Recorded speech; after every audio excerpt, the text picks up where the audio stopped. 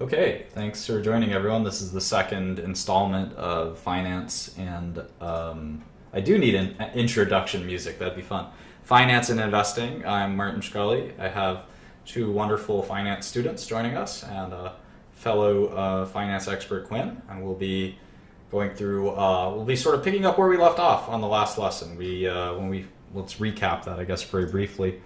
We spent some time talking about investing basics. I gave you my life story and sort of how I came to decide that I wanted to learn something about investing and finance and sort of the path that I took. We talked a little bit about how to accomplish your goals in finance and investing.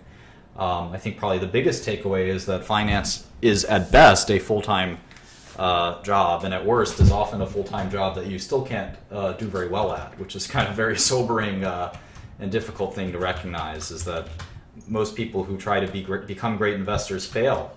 And that's something that's sort of difficult and necessary to kind of learn early. We talked about returns. We'll probably talk about those a little bit more, how the greatest investors make 20% returns per year, and those are very, very, very far and few between. Even a 10% return every year is an enormous success. So being realistic about how much you can actually compound your wealth into is important, and recognizing that fees are probably the best way to make money as an investor is to invest other people's money. We talked about some introspective kind of attitudes towards self-improvement. We talked about some great investors of the past and studying them and learning from them. We talked about a few resources in finance, whether it's financial journals, textbooks, books like Seth Klarman's Margin of Safety or Phil Fisher's Common Stocks and Uncommon Profits, some of the things that I've liked.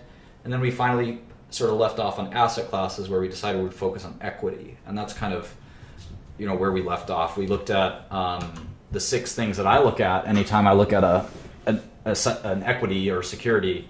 I look at the stock price, the shares outstanding, the market cap, the cash, the debt, and the enterprise value. And I know that the enterprise value concept confused a lot of people, and it's probably a good thing. It should confuse you. It takes some time to sort of think that through. We talked about financial statements, and we kind of left it off there. We spent not as much time as I would have liked on financial statements, so that's kind of where we're going to spend the bulk of our time here today. And it's going to be a little dry, a little boring, but I'm not going to sugarcoat. A lot of finance is, as we like to say, Quinn would know this term well, plugging and chugging. And that is a understatement, that a lot of your time in finance is spent sifting through hundreds of companies looking for the one you want to invest in, or in any case, bank in, or whatever you might want to do with your career. So what we're going to do is we're going to start with the biggest company in the world. We're going to look at Apple. So we're going to go to my favorite website, which is the SEC's website, in all irony, and it's the SEC search page. And I think that if you go here, I actually made this my bookmark for a long time. It's the SEC's website for SEC filings. So if you type in Apple stock ticker, it's AAPL. You can get all of their SEC filings. Now, all this gibberish may confuse you, but I'll quickly sort of show you what some of it means. An 8K is any disclosable event, basically. So any big news, any disclosable, I'm having trouble with the English language here, any disclosable event. And so what's disclosable? And this actually has been a topic in the news lately. So any kind of material means important, right? Any material event. And you'll get to know kind of what that concept is. So that's what the 8Ks are. A lot of these are kind of confusing. The 13G or D is an ownership statement. So if someone owns more than 5% of your company, that's what a 13G is. So all of these are specific kinds of statements. And the ones we're concerned with are the 10Qs and 10Ks. The 10Q is the quarterly earnings report, or the quarterly report. It's more than just earnings, I guess. And the 10K is the annual report. So we use these, not only these, but we start off with these Form 10 filings as our important kind of things we're going to focus on. So anyway, let's see the most recent 10 filing. If you see it for yourself, it's the January 27th, 2016 10Q. We're going to click Documents, and we're going to click the first link, which brings us to the 10Q. And this is Apple's earnings report. So you can use this same procedure. You could use the same procedure for, and there's the link if you had trouble opening it.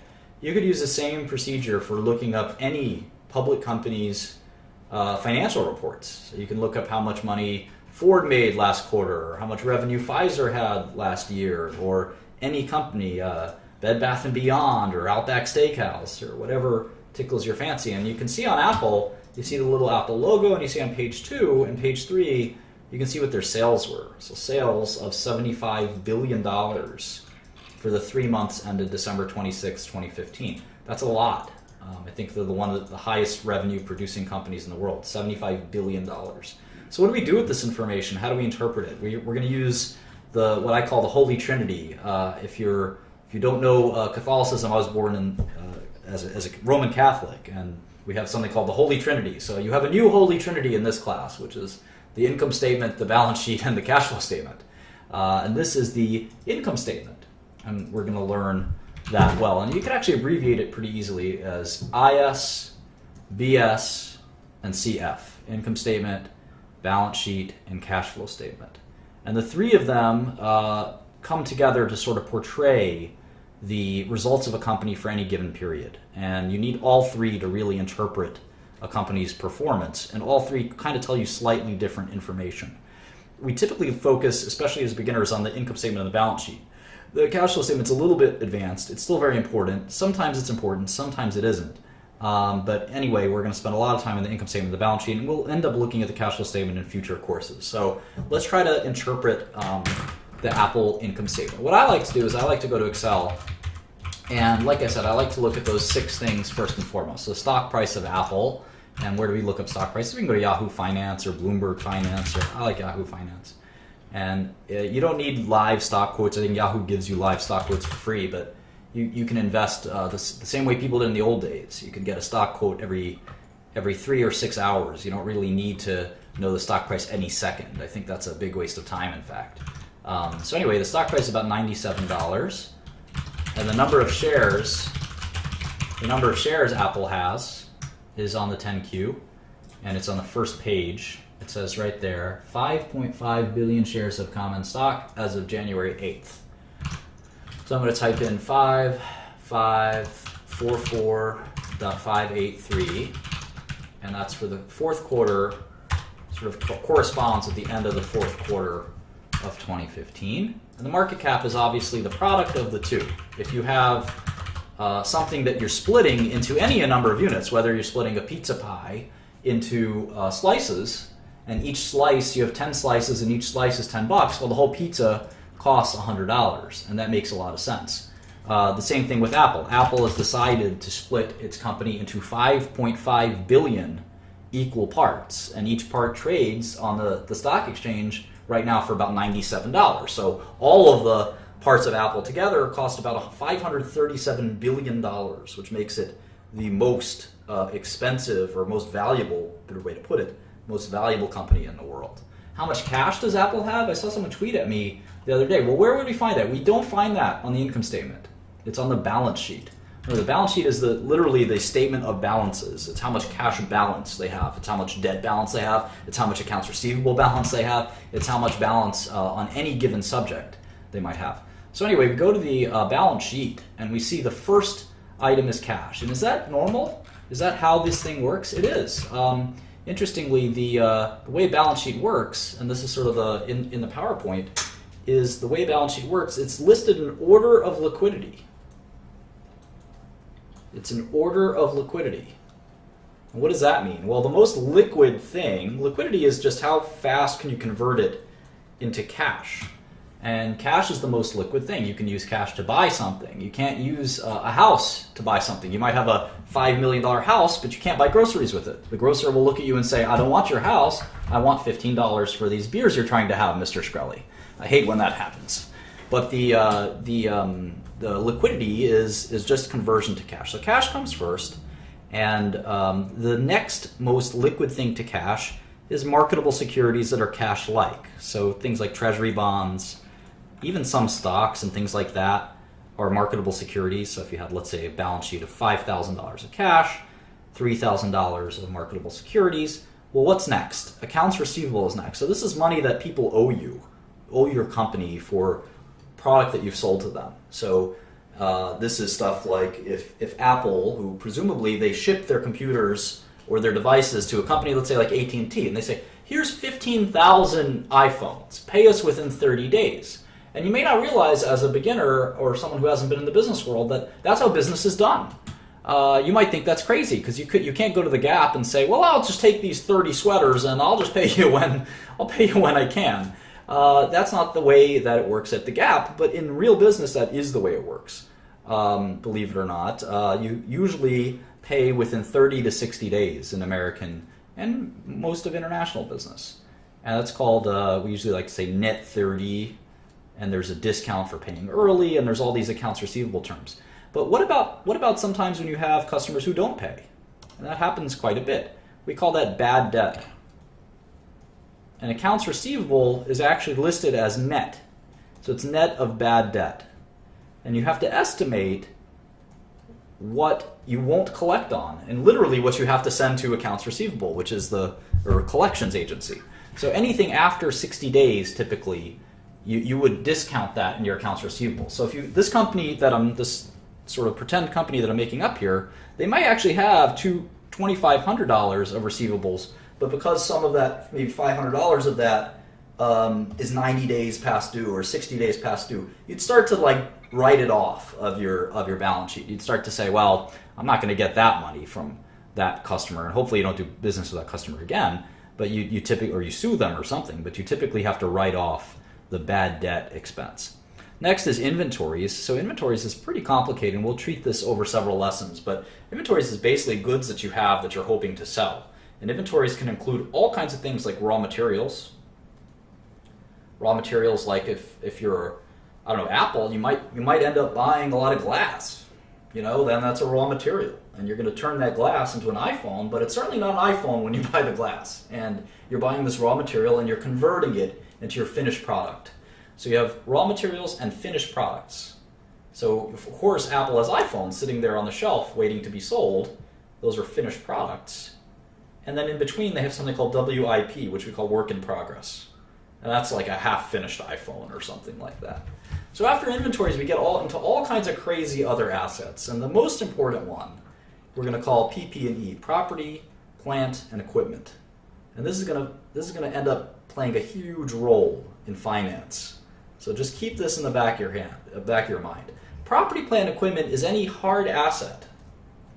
It's any hard asset which has a useful life. Which has a useful life of more than what? Do you guys know, students? No, I'm not sure. Boo! Quinn, No. do you know? Off the top of my head, it's written in. 12 months. It has to be a useful life of 12 months. So any building, any land, for instance, property, plant, and equipment, any factory, like if you bought a machine, like I don't know, some kind of, if you're in Apple, I guess, some kind of widget that makes iPhones, a big factory machine that, I don't know, puts the iPhone together, that costs you $20 million to make. That's plant. That's literally property, plant, and equipment. And that's a really important part when it comes to accounting. It turns out to be extremely vexing in how we deal with it, and tricky, and quite important. So any good that is going to have its utility, it will be measured in more than 1 year. A paperclip doesn't have utility in more than a year. A paperclip is, you use it when you use it.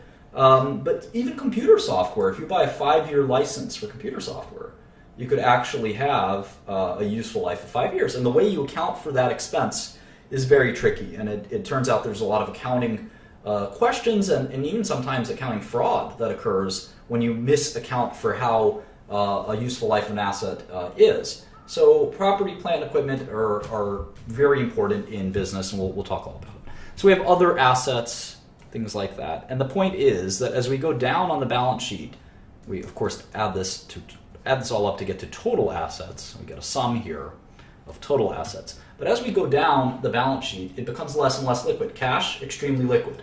Marketable securities, it's not quite cash. I can't go to the grocery store and say, here's some treasury bonds, will you sell me a Snickers bar? They would say, well, maybe you should sell your treasury bonds and then you can buy the Snickers bar. And you'd say, but I don't know, Miss Cashier, this treasury bond is very liquid. You'd still say, no dice. You have to go sell that treasury bond first.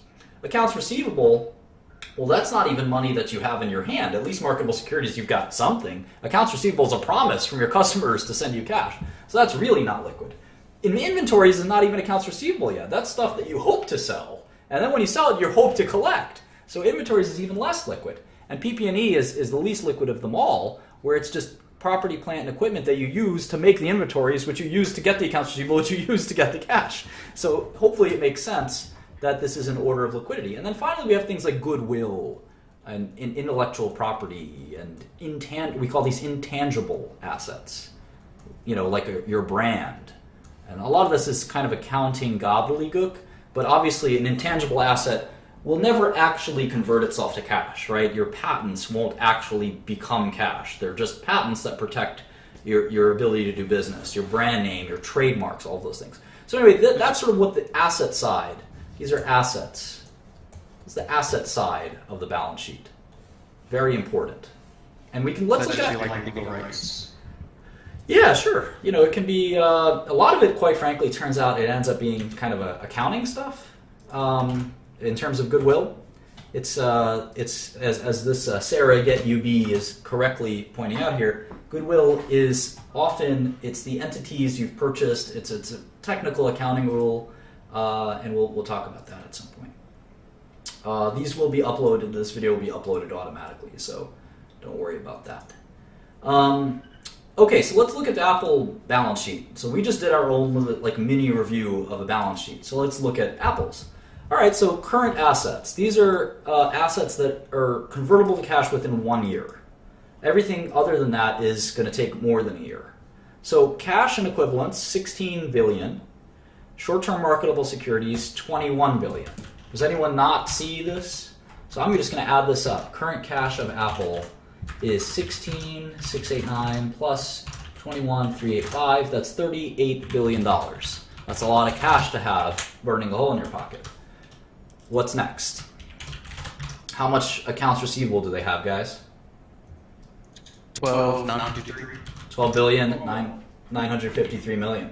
Yeah, so that's a lot of money that their customers owe them, right? Isn't that kind of crazy? Could you imagine? I get angry when someone owes me $20. Let alone, my customers owe me $12 billion as of December 26, 2015. Isn't that crazy? And the world works that way. That's how Apple does business. That's how every company does business. We're just going to ship. We're going to ship out our product, and hopefully our customers will pay us. If they don't pay us, of course, we have rights. We can sue them. We won't do business with them together, et cetera, et cetera. Oh, hey, Phil is here. Phil Kobe, one of our most important men here, most important people, great contributor and friend on Twitter.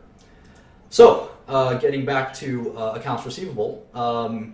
So that's how business is done. And that takes some getting used to, the idea that, you're going to do this on faith. And you can see that Apple, again, $13 billion that it's got out there to its customers. Its customers are probably companies like AT&T and Verizon. They're probably companies like, retailers that buy their computers and then hope to resell them later, things like that.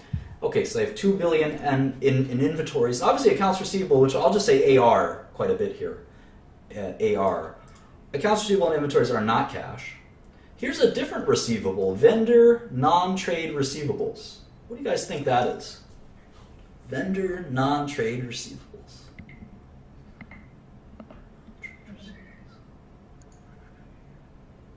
My guess, well, it's certainly money that's owed to them.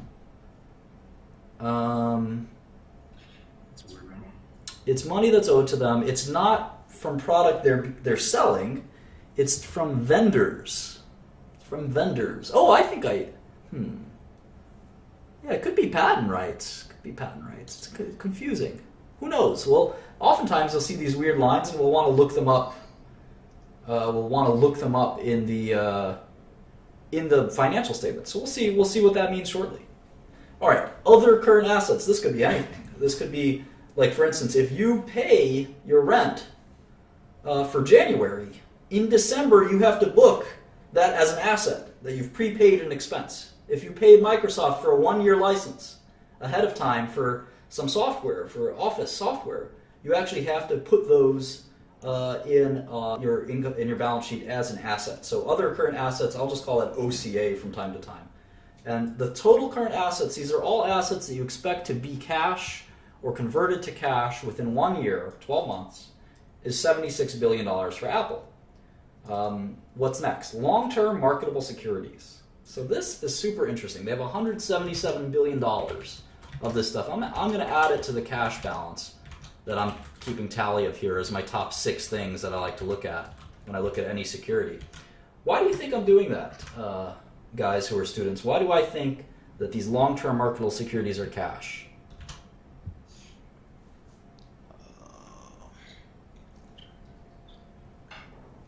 They're liquid, is the assumption.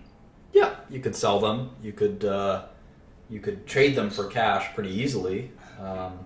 Their value may fluctuate, but you could certainly trade them in for cash. Now, why are they long-term securities? Why is there one that's a long-term marketable security, and then there's in the balance sheet, you can see there's one that says short-term marketable security? What's the difference?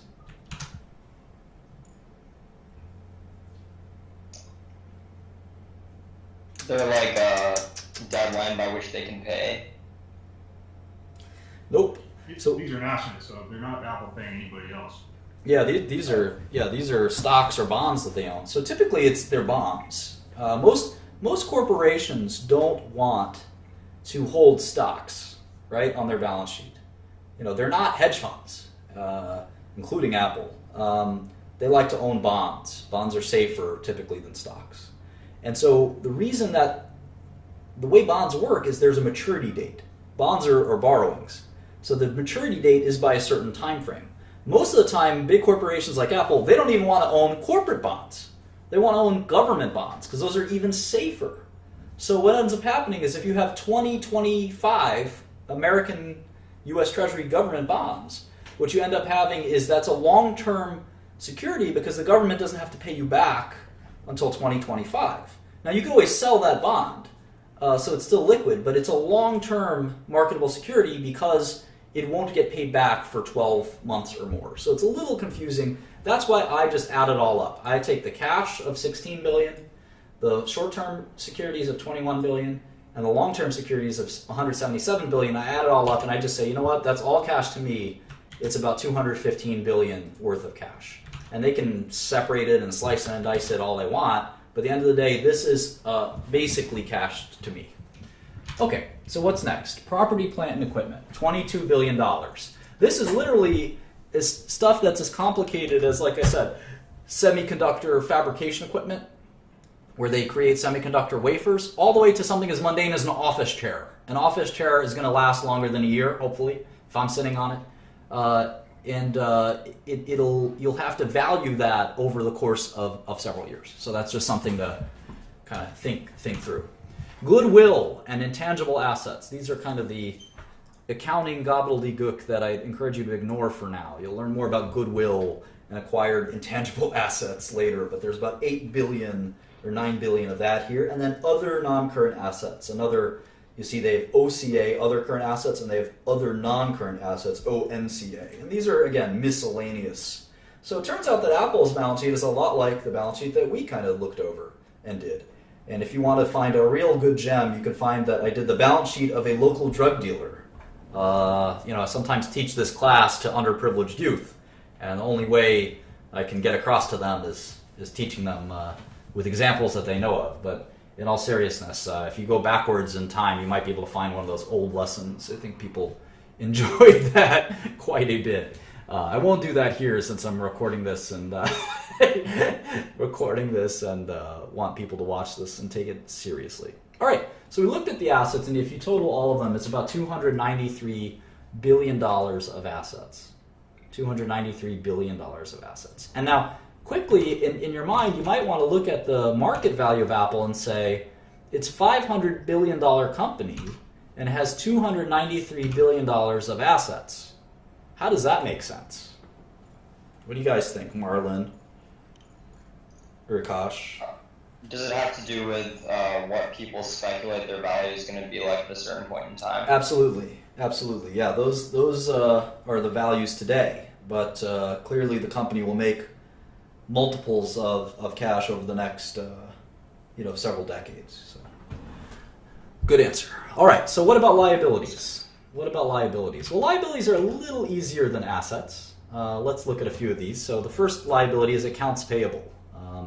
The most dreaded liability, and I'll just abbreviate it A/P, but it's accounts payable. What's accounts payable? Do you guys know? That's what you have to pay out or what you owe. Yeah, it's the opposite of accounts receivable. Your accounts payable is somebody else's accounts receivable, right? So if you, a good example is one of the biggest accounts payable for all of corporate America is law firms. So if you go to your favorite law firm, Maduri Thompson, LLP, you guys just started a law firm, I hope that's okay, and you say, all right, I need your legal services because I need to sell a bunch of Apple computers. And I don't know how to do it, so why don't you guys assist me and advise me on how to sell these Apple computers to AT&T for $25 billion? And that's sort of, hang on one second. That's kind of the approach. So you say, all right, here's the legal services, and then you send a bill. And you invoice Apple, and you say, all right, Apple, you owe me $25,000 for those legal advice. And Apple says, okay, we'll pay you within 30 days. Well, that's an accounts payable. When between day 0 and day 30, by the time you write the check, that's an accounts payable. You have to have it on your balance sheet. It's kind of like a debt in that you have to pay it, but it's not really a financial obligation in the sense that you ever borrowed the money. It's accounts payable for a good or a service. Another example of accounts payable is your rent or whatever it might be. All right, what's next? What's another item of liability? Accrued expenses. So the difference between accounts payable and accrued expenses is pretty subtle, and I won't belabor it. But think of accrued expenses as simply expenses that perhaps that you are going to have to pay. And again, we'll talk about accruals and things like that. This is not an accounting class, but we'll definitely have to talk about accruing an expense over time. For example, if you have a contract with somebody. Let's say you had a contract with an employee to pay that employee $1 million a year. Well, your accounts payable is only going to be every paycheck, individual paycheck for that employee. But your accrued expense could be the whole $1 million. So that's one way to think about an accrued expense. But think of both accounts payable and accrued expenses as basically just cash that you've got, funds that you're going to have to pay for running your business. Okay, deferred revenue. This is one of the most complicated. This is one of the most complicated concepts in accounting and income statements and balance sheets, which is thankfully not too complicated. Do any of you guys, other than maybe Quinn, know what deferred revenue is? Isn't it when you earn money before? It's when you receive money before you've earned it. Exactly. It's sometimes called unearned revenue. Deferred revenue is literally cash you've gotten, but you haven't given the product out yet. I know some people in this chat would love to be in that situation. Most businesses don't operate this way, but sometimes in contracts you do get cash up front, and you have to then deliver the product. Sometimes you have that when you've got... there's Akil, another very important moderator here. Sometimes you get cash up front. Gift cards, great example. All kinds of unearned revenue, and that's what deferred revenue is. You get cash, and then you have to deliver the product. And in software, you end up getting a lot of deferred revenue for some reason. We'll talk all about that. So Apple obviously has some software component to their business. So that's deferred revenue. Commercial paper. That is debt. There's a bunch of different kinds of cash, there's a bunch of different kinds of debt. Commercial paper is literally loans from banks and things like that. Debt is debt sold to the debt markets. So all of this is money we borrowed, basically, right? And if you look at, hang on one second. If you look at all the debt that Apple's borrowed, I'm going to start with the current, I'm going to start with commercial paper. There's $7.3 billion of that. I'm going to go to Excel and put that in here. 72.59. They've got current portion of long-term debt, 2.5 billion, and then they have long-term debt of $53,204,000,000. So there you have it. Apple has 215 of cash and 62 of debt. So the enterprise value is what? 385 roughly. So the value of Apple, the business, is actually 385 billion, even though the market cap is 530 billion. Why is that? Marlon? You're my best student, man. Don't do this. Don't do this to me. What Don't was do it? this What to was me. it? Repeat it. Repeat the question. Is that what you're asking right now? Really? Yeah. All right. Apple's market cap is 538 billion. Apple's enterprise value is 385 billion. Why? I'm gonna be in a blank here, man. I'm not gonna be able to help you out on this one. Yeah, obviously. No, the company has $150 billion of net cash. So if the company is trading for 530 billion, but inside that company is 150 billion of cash. When you're paying 580 billion for it, or maybe you're buying a fraction of Apple, which is more likely and reasonable to assume, every time you buy a share of Apple, you're literally buying, for every share, you're getting a small portion of cash, right? You're buying not only the computer company, but you're also buying the cash that the computer company has and the debt they have. And if you subtract the cash from the debt, it's about 150 billion. But the market cap is 530 billion. So literally a third of the company, or 30% almost of the company, is just the cash on the balance sheet. So you have to sort of cancel that out. Because if you had a company, let's say, for argument's sake, Apple had 500 billion of cash. What would be wrong with that picture if the stock was trading for a 500 billion market cap? That's like 300 million now. Or 300 billion. Well, the point is that you could get all of it would be too undervalued, right? If the company you could buy the whole company, or even a part of the company, for 500 billion, and they already had 500 billion in cash. That would mean that you're getting the business totally for free. I don't know if you have a better way to explain it. Oh, okay.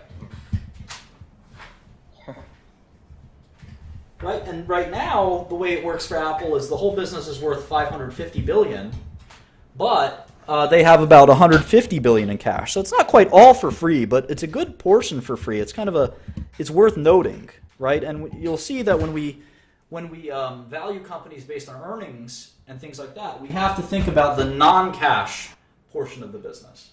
So we're going to have to look at that carefully. And of course it affects you if you're just buying shares and not the whole company. You very rarely buy a whole company. That's private equity. But it still matters when you are buying shares of a company, even if you're buying a small number of shares of the company. You want to know how much cash the company has. Because think about this. Let's say you did have a company, let's make up a new company. A company that has 50 million market cap and 60 million in cash. What would you guys do? Maduri Thompson Financial. What would you guys do? Definitely buy it. Why? Because it has more cash than its market cap. So you'd buy it for 50 million and you'd get at least 60 million. You make 10 million no matter what, basically. It's basically an arbitrage. Yep, exactly. So Apple's got 500 billion and 150 billion in cash. So it's not free, but it's about a third off if you think of it that way. And we'll look at this in more and more detail later. Okay, so let's look at Apple some more. All right, so the the balance sheet has total liabilities of 165 billion. So compared to assets are about 300 billion, liabilities about 160 billion, so shareholders' equity is 130 billion. Does anyone know what another name for shareholders' equity is?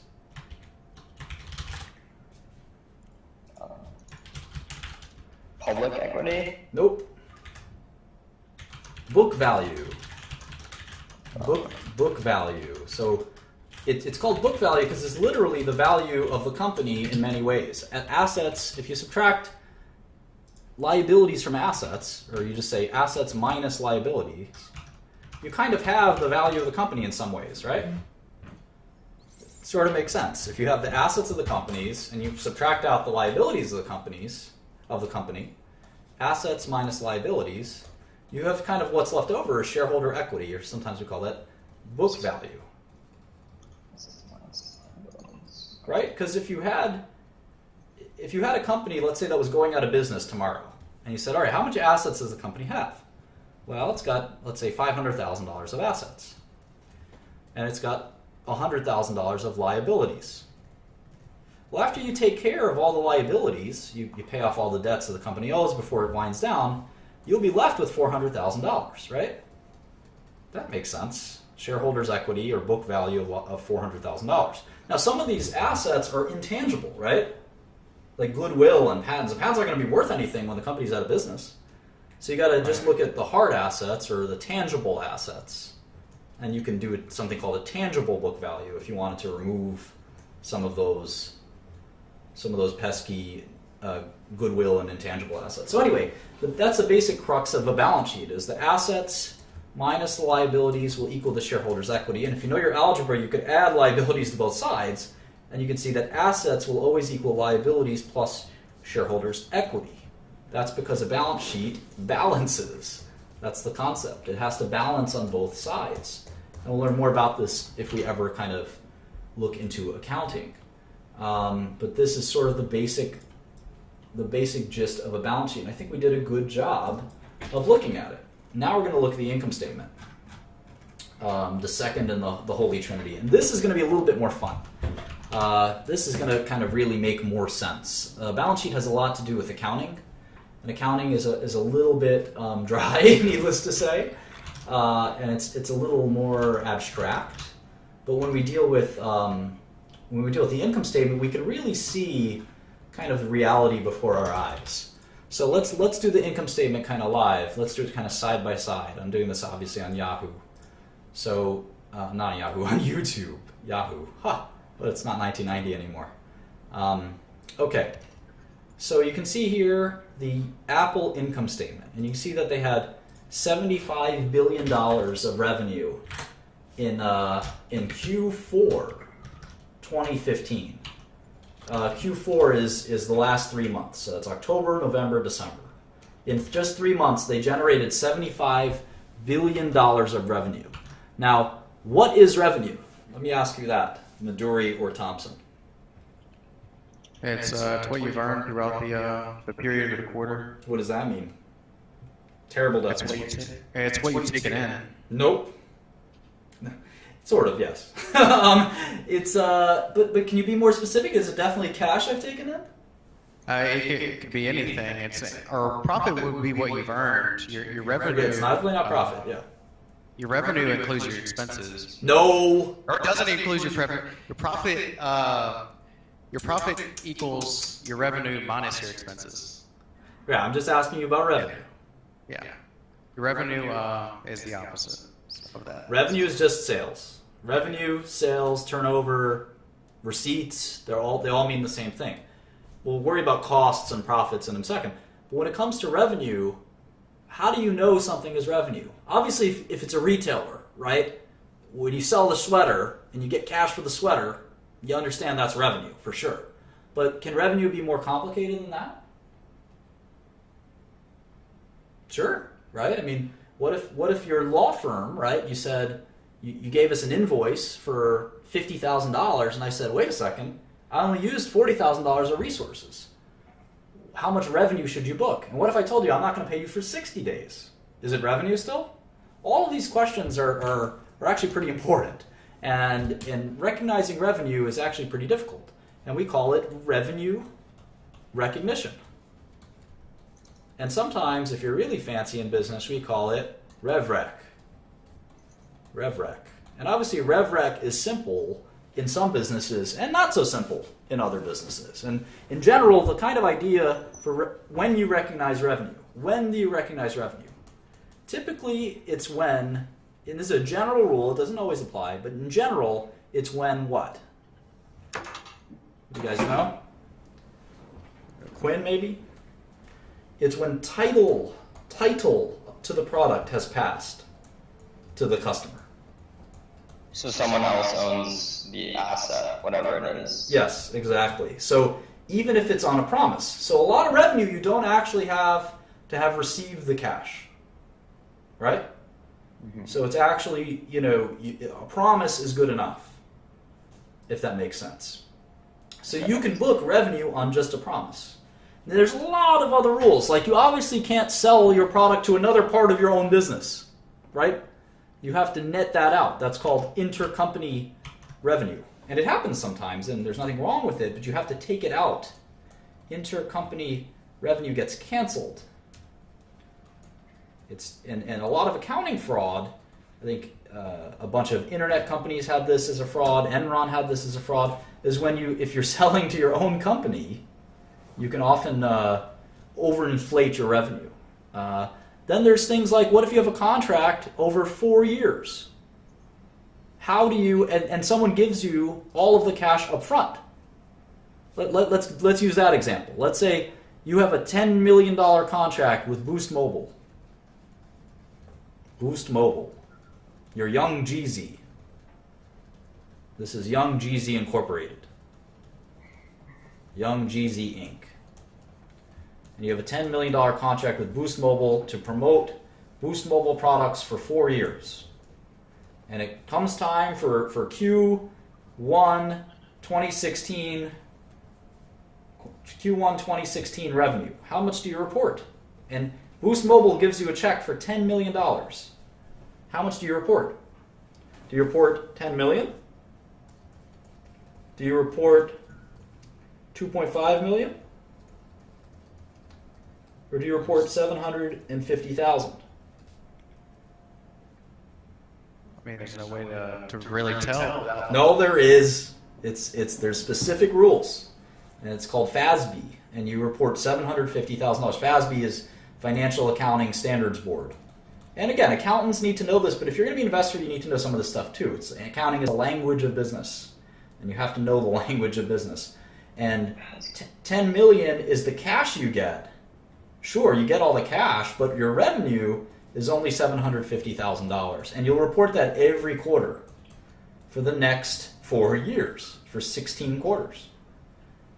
Your balance sheet will have the 10 million on it right away. But then, that's when you have deferred revenue. So what you'd end up having is you'd have revenue of $750,000 every quarter. And on the balance sheet, this is the income statement. On the balance sheet, you would have deferred revenue of $9,250,000 because you still have to you've collected the 10 million. Your cash will be 10 million, but you haven't performed $9.25 million of services because you can bet that if Young Jeezy stops rapping about Boost Mobile 1 quarter into his 4-quarter deal, Boost Mobile will sue him. So he's got to carry that deferred revenue and write it off every quarter for the next 16 quarters or 15 quarters. So anyway, that's how sort of revenue recognition can be pretty tricky. Obviously, if Apple sells $10 billion of iPhones to AT&T, it's relatively simple, but believe it or not, it can still be complicated. For instance, returns. What about returns? Return policy is a huge part of revenue recognition. Oftentimes, companies like Apple will have a return policy. So they'll say, you know what, AT&T, if you return us any of your phones, we'll give you your money back for the phones that you return. And some companies have no return policy. It really depends on your company. But a return policy is somewhat common, and you have to reserve revenue for return policies and all kinds of things like that. So anyway, there's a lot of complexity to revenue recognition. It may seem really simple, but sales are not as simple. All right. So next we have something called COGS, or cost of goods sold. What's a cost of... I'm going to take off. Thanks All right. a lot. Yeah, thank you. Hopefully someone can bring in... thanks, Gun. Someone can bring in another financial expert up in here. So COGS, C-O-G-S, cost of goods sold. Cost of goods sold... Go ahead, Marlon. That'd be the value of the goods sold. Nope. Period. Nope. Cost of goods sold is the cost to make the revenue. So it's literally cost of revenue. So if they sold $75 billion, right, of phones and iTunes and all these things. It cost them $45 billion to make that stuff. So they have a margin left over, and that's called a gross margin. Gross margin. And you can see, I'm not going to type in, if you look at this closely, I'm not going to type in 3423. I'm actually just going to subtract cell F3 and cell F4. Subtract cell F4 from F3, and I get 30,423,000,000, because that is the gross margin. So they sold $76 billion of products in Q4. That means they might have gotten cash for some of that. They might have not gotten cash for some of that. But they pushed out $75 billion of their products to the world, whether that they got paid right away or didn't get paid right away. And it cost them $45 billion to make that stuff. So it cost them money to buy the glass and the equipment, all the stuff that goes into one of these things. And you can see that they made, if you think about it, they made about half. They made about 50%. For every dollar they sold, it cost them about 50 cents to produce those goods. So if we actually just do this, we can do gross profit or gross margin percentage. We'll call this gross profit, and we can do the formula. Does anyone know what the formula is? It's your total sales, the revenue minus your COGS. No. So that's what gross profit is. As a percentage, gross profit divided by revenue is 40%. And we got a great question from Dan Van Glan. Does it include labor? Yes, it does. Yes, it does. According to GAAP, generally accepted accounting principles, which are promulgated by FASB, the Financial Accounting and Standards Board, any cost of the product, whether it's the raw materials, even the plant, operating the plant, the person that works at the plant that maybe is the plant manager but doesn't actually make any of the goods, that's still a cost of goods sold, usually. So where the costs go into what bucket is sometimes unclear. Obviously, the costs of all the equipment and things like that will go into the COGS, and we're going to worry about depreciation and things like that later. Those will be very complicated. So what we end up with is they sold $75 billion of goods, and we're going to keep chipping away at that until we get a profit line at the end. And the first thing we're going to chip away is the cost of making the products themselves. So after we got $75 billion in the door, is one way to think about it, we're down to $30 billion of profit left over. So what's the next expense? This is accounting. This is an income statement. This is the income statement. So we're trying to figure out what our income is at the end of the day. But there's more expenses than just the products themselves, so what they cost. There's research and development. Apple has a bunch of smart guys sitting around and thinking about how to make new products. They only spent $2 billion on that stuff. Isn't that interesting? Think about how much profit they have. $30 billion, right? And they spent only $2 billion. $2 billion on research. And how about marketing? Selling, general, administrative. So that's not just marketing. That's the CEO's salary, Tim Cook. That's their office building. That's all kinds of other things. That's their legal expenses. That's only about $4 billion. So they're a really profitable company. After their cost to make the stuff, they barely spend any money on these other things. So we're going to call these operating expenses. Operating expenses. This is what it costs to run Apple. About $6 billion. $45 billion to actually make the products, but $6 billion to actually run the company. So operating profit is kind of what's left over. And this is an important line. Operating profit is kind of gross profit minus operating expenses. So now we're down to $24 billion. So revenue was $75 billion in Q4, 15, and now operating profit is $24 billion. So we can actually do an operating margin. Operating margin. And that operating margin is roughly 32%. That's a very high margin. Most businesses don't have a 32% operating margin. Some pharmaceutical companies do, but retailers and things like that have more like 10% operating margins. So pretty healthy margins from Apple. What's left after operating profit? What other expenses could there be? It's going to be a lot of financial and taxation kind of expenses. So that's the only thing separating us between operating profit and what we call net profit. Net profit. So taxes is a huge part of that. And interest on all that cash they've got, right? They get $402 million of just interest. So we call that pre-tax income, and then there's finally taxes, which are what you think they might be. And again, taxes aren't necessarily cash they've spent. That's just cash that they're going to spend often. And what we're left with is $18 billion. So we can calculate again a net margin percentage. 18 billion left over after 75 billion of revenue. So 24 cents. Every dollar that Apple gets from you, they keep 24 cents. Isn't that interesting? They can also calculate a tax rate. What does Apple pay in taxes? Well, they're making 24 billion before taxes.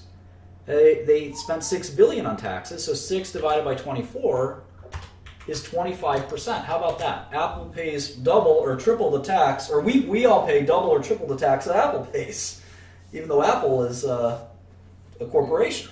So that's what a lot of people don't like about corporate America. 25% tax rate, that's pretty low. And then we can think about it on a per share basis. So what's the income per share, or earnings per share, EPS? Well, we have to write down how many shares there are. Let's do this. There are 5,594,127 shares. So let's see. So the earnings per share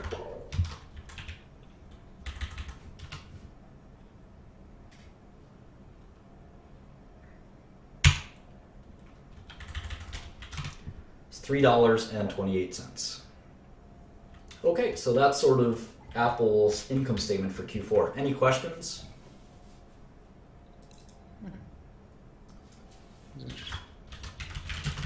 I'll teach you some quick Excel tricks. What we can do, keep in mind the income statement is giving us, and if you see any questions from people in the chat, feel free to just repeat them if you don't have your own question. But in Q4, you can see they gave you this year's quarter and then last year's quarter. So what we can do is we can actually take all of this, copy it, and paste it, and the formulas all come over. So what we can do is we can just quickly type in all the numbers from last year, and the formulas are all there, so everything automatically updates. So it's super fast to just quickly update all of it, because it's all the same format. And we can see that the final number is the same, 18024, 18024.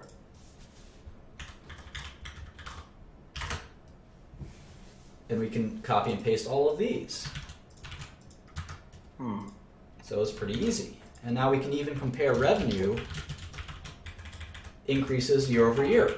And this is a big problem for Apple. If you look at Q4 of 2015 divided by Q4 of 2014, revenue only increased by 2%.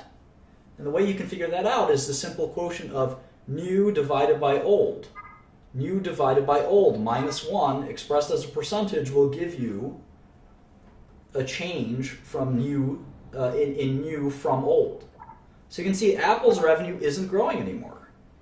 And I wonder why that is. It could be because they haven't released a new product. It could be because they're just slowing down in general. Who knows?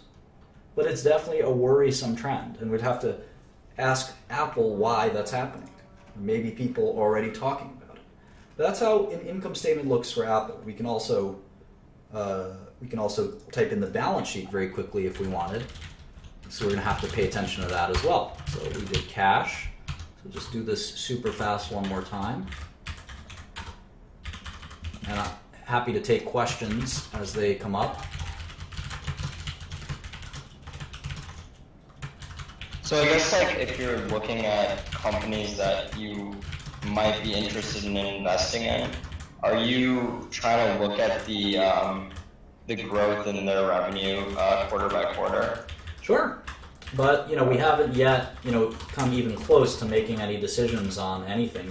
That we probably won't even touch that until lesson 4, 5, 6, 7. It takes a long time. We're just trying to understand how to even read these things, and how to sort of order them and format them into a way that we can use right? We can use to make decisions later. You know, we're not even close. We're not even close to being able to use this information in a way that's useful yet. You know, but it's good for beginners, especially, to say, all right, this is the way Apple works. You know, it's very important to know kind of what what exactly is this company's profile. What's their margin profile, for instance? Are they kind of company that loses money? Are they kind of company that makes money? Are they kind of company that makes a lot of money? What's the relative amounts, especially as we compare them to other companies like IBM or Hewlett Packard or other computer makers? Phone makers like Samsung. We want to be able to compare them and say, why does Apple do so much better than these companies, or whatever? So anyway, right now we're not totally concerned yet with kind of what thinking about what to look at yet. We'll get to that maybe even tonight in terms of what are companies worth, what are assets worth, and that's turns out to be a much more difficult question than just kind of what is this company doing? What are they actually doing every day? So that's sort of a preview of the balance sheet, and believe it or not, in my PowerPoint, that's exactly the next question: is what is the value of a company? And we got a nice taste of what an income statement and a balance sheet look like from Apple. We're going to totally throw all this away and start again. And we're going to start with a brand new topic of what does, and we actually did it right on the hour. I don't know if anyone has any questions about Apple. At 9 o'clock, we'll start sort of this very important question of how do we value things, not just Apple stock, but anything. How do we value stuff? How do we value cash flow? So any questions on Apple real quick? Contour asset? I don't know what that is. UK exit? That has nothing to do. Contra asset, yeah, we don't have to worry about accounting just quite yet.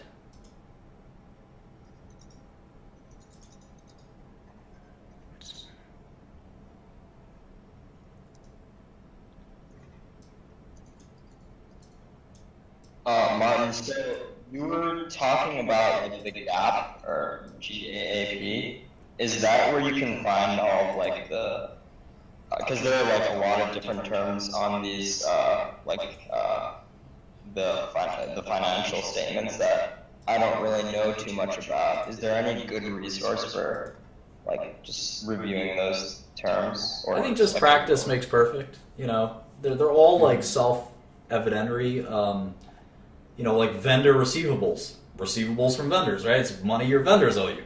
I don't know why your vendor would owe you money. Usually you owe your vendor money, not the other way around.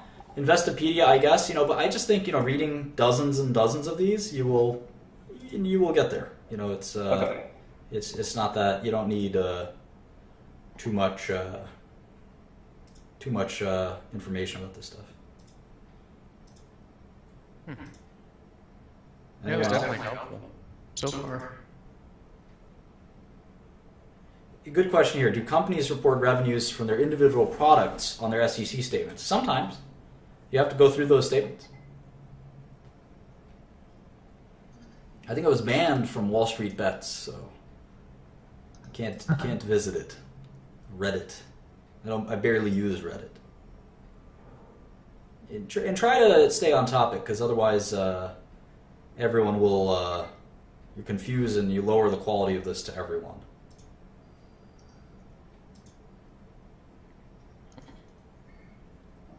Companies are not obligated to pay dividends to their shareholders typically.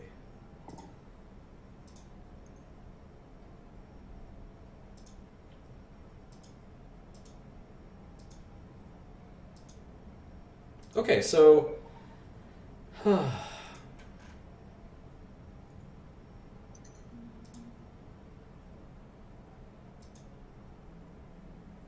okay, so let's talk about, is the SEC site accurate? Yes, companies have to, under penalty of arrest, They can be accused of fraud. SEC statements have to be accurate. And there's actually a bunch of people sitting in prison cells right now over misstatements in accounting. Enron is a good example. WorldCom, Computer Associates, etc. So they definitely, Tyco is another good one. So they definitely have to do that correctly. Okay. Oh, hey, there's our buddy Charlie. You're perfect. I'm gonna have to back out. Okay, great. Charlie's just in time. 9 o'clock here. Hey, What's going on? you're just in time. We're about to go into. As soon as I logged on, I heard SEC investigation, and I was immediately intrigued. I thought you might be talking about Valiant, but not all that. No, I didn't. I think we said just SEC filings, but Gotcha. What's up?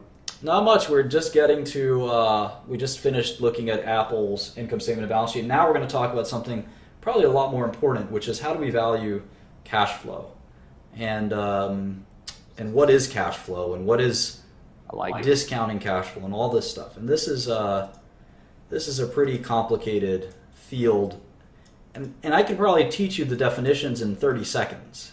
But the point of this is to understand it like the back of your hand, not to be able to recite a definition. So is anyone before? Are you looking at some slides right now? Yeah, there's a website. I'll give you the link. Can you maybe post this real quick?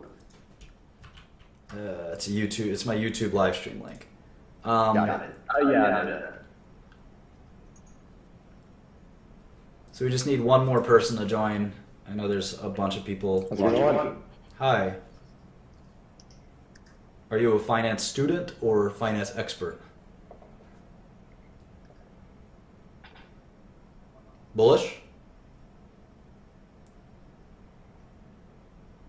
Okay. Hello, bullish. Thanks for joining, dude. Oh, fuck yeah. Alright, got the slides up. Okay, good. Yo. Hi. You kind of look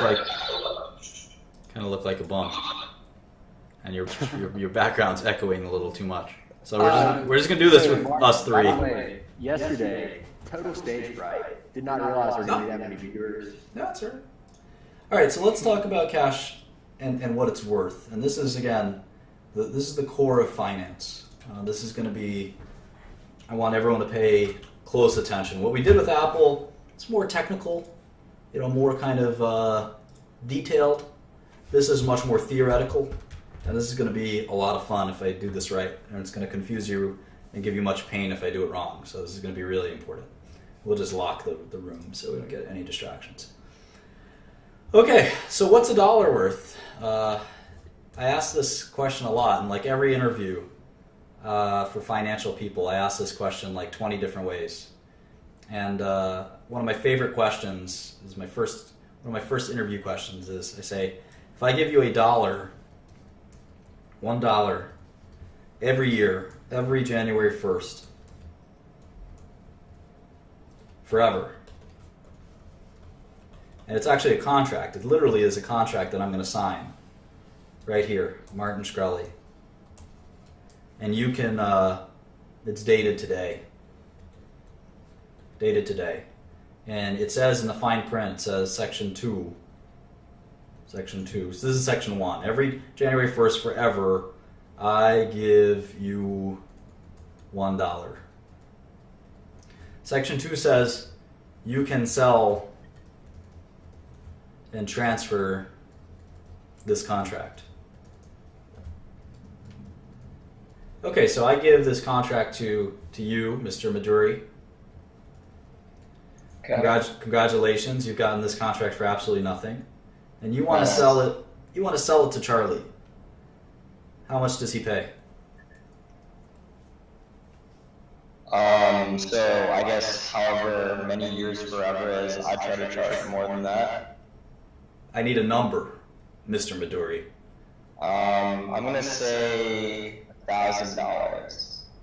Get out of my office. You're fired. You're done. You're not getting the job. Somebody else is. And I'm going to kick your ass on the way out, and my goons are going to take whatever money's in your wallet. You're done. Sorry, you lose. Anyone think they can come in here and explain it? I'll actually give you. I will give you this contract if you can come in here and explain it correctly. Can you give a brief synopsis of the contract really quick? It's a simple. It's $1. I just did. Are you watching my YouTube stream? Here, I let me- was looking for the slide you guys were on. I couldn't find it. No, it's on the. You're watching the wrong thing, probably. It's right on my. It's right on my page. Sorry, can you repeat it? No, you're missing out on your ability to make money. What if I sell it for? Hang on. No, you're done, dude. You're done. We kicked you out of the. We kicked you out. You're on the street right now, nursing your wounds from my biggest goons. Fool. Who can actually come in here and explain it? That guy seems to. Some of you guys in typing seem to be able to explain it. How long do you receive the dollar? It's perpetuity. I know that you know the answer, Charlie. This is. How much would I pay for a contract that pays me $1 every year forever? I know that you know the answer. Let's not spoil it. Let's see if someone can come in here and explain it. It's a $1 contract. I'll give you $1 every January 1st forever, as long as this piece of paper exists. And forget about like me. Pretend I live forever in this scenario. Pretend I'm going to live forever. I'm going to always have that ability to pay you $1 as well. There's no solvency risk. There's no end of life risk. It's just $1 forever. And you can sell the contract to get $1 forever to whoever you want.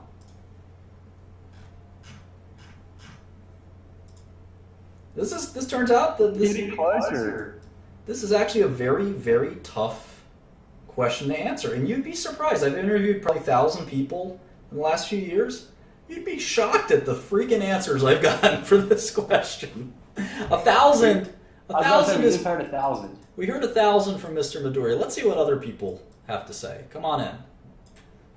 I'd like to see rapid fire kind of who. And I'm just going to X you out real quick, Midori. See if we can get people to come in here and explain your answer. You have like 20 seconds tops to sort of explain it. And the winner gets $100 by PayPal. Ooh. Things just got real. Chris? Everyone's saying repeat the question? You should have been paying attention. Chris, your mic isn't working, it seems like. So you're like the guy who shows up to the interview late. You're done. You can have your mic I'd sell it working. for $60K too, Bass. 60K? Is that legit answer? Yeah. Use the Pythagorean theorem? Winner's circle, you got this. J-Rock? I wouldn't sell it. That's my answer. Winner circle, that's your answer? Why would you sell something that's guaranteed that's that solid? All right. You also don't get the job. J-Rock? He's thinking outside the box. No, I'm putting his answer down as question mark, too confused. J-Rock, your mic doesn't work. Again, you're the guy who shows up to the interview drunk. Don't do that. Oh, Billy the Fridge. Billy the Fridge. Boy. Okay, 20 seconds. I was gonna say, depending how long you're gonna live, say, I'm 20 years old right now. I'm gonna live to be 87. I told you age doesn't matter. Just pretend it like my nephews will have to take over. My son. $8? $8? All right. No explanation given, but $8 is the answer you gave. It's not a great answer. How about you, Para?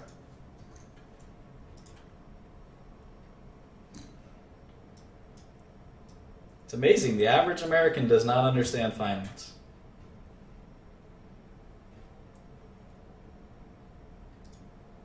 Give us a hint. Of course, blab doesn't work.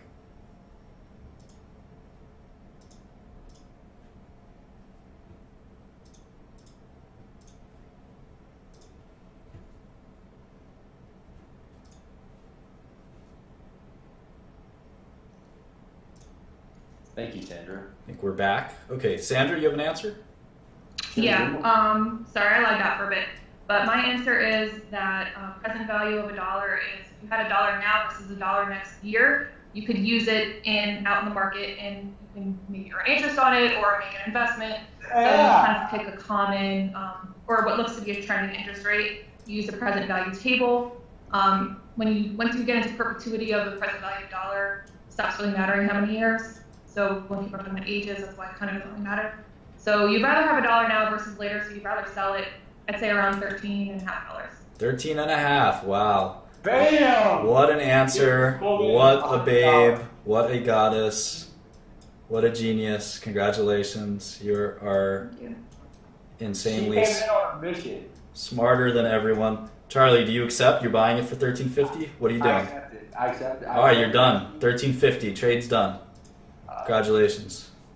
Thank you. Of course, it's probably worth about $50 in my opinion. But I was gonna say, like, I guess, like, actual value depends on who's buying it. yeah, it's a tricky question. All right, so we got one smart person up in here. Hey, that was a great question, Martin. I love it. I've got 100 variations of this that I ask finance people who want to work for me, who want to invest my money or help me invest, and it's pretty complicated. Well, it's all about, and I will explain why $50. I will explain in tremendous detail. We'll spend the next.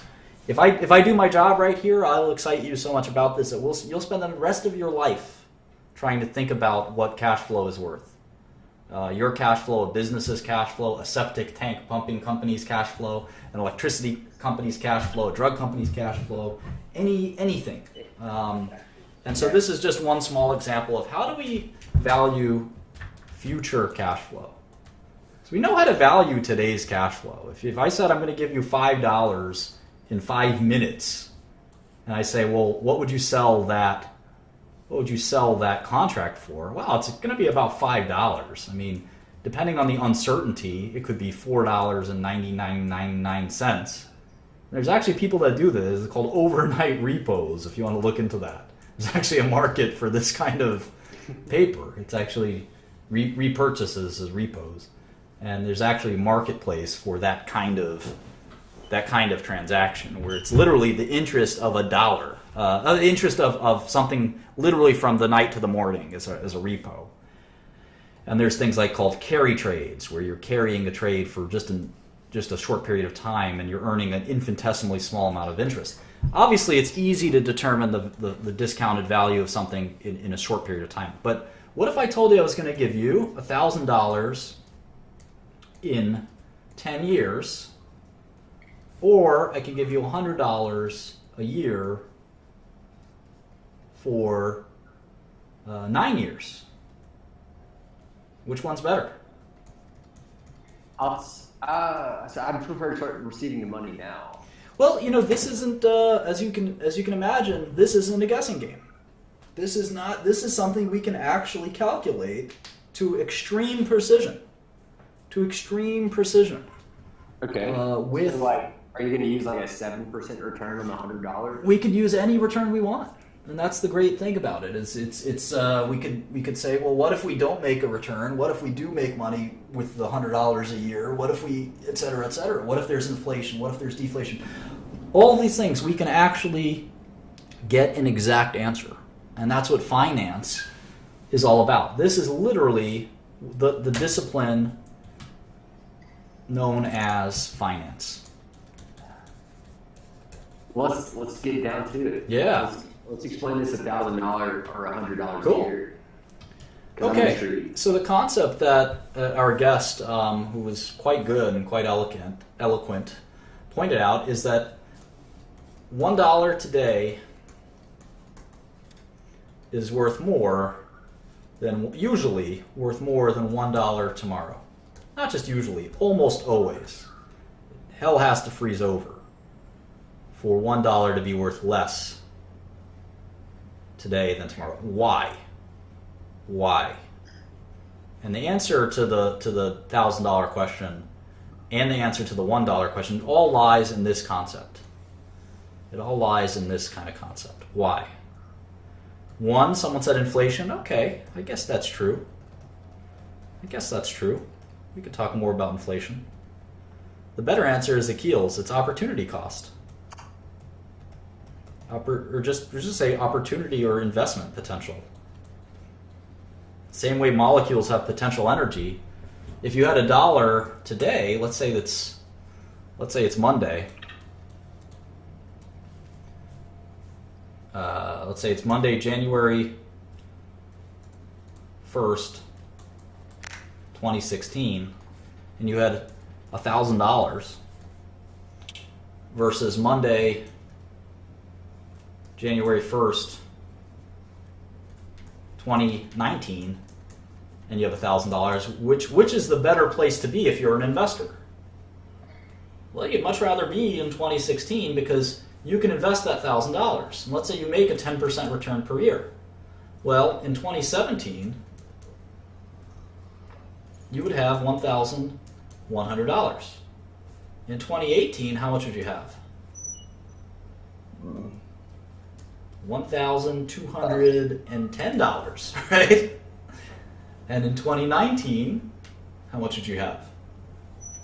Gosh, my math is terrible.